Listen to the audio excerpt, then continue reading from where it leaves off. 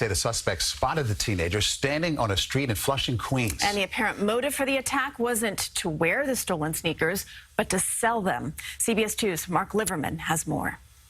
Watch closely. It happened fast. A Queens teenager seen here on his phone.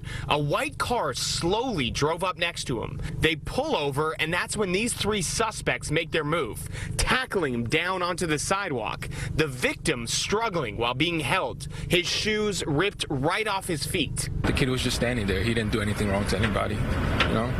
Just minding his business.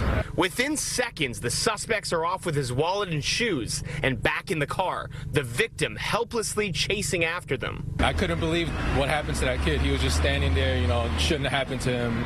I feel bad for the kid. The victim taken to Flushing Hospital with cuts to his knees and arms. But the story doesn't end there. The suspects are caught on camera again, this time trying to sell the shoes. Walking into Image Sneakers on Northern Boulevard in Flushing, Queens, David was at the register. He didn't want to give his last name. They weren't nervous. They weren't stuttering or anything like that. I just thought they belonged to one of the kids. I didn't know that they were stolen at the time. The trio negotiated with David, but in the end, he didn't buy them. This particular pair of shoes, brand new, usually cost between $1,500 and $2,000. The reason they didn't buy theirs? They were knockoffs. That's right, the sneakers they stole were fake, whether the crooks knew that or not.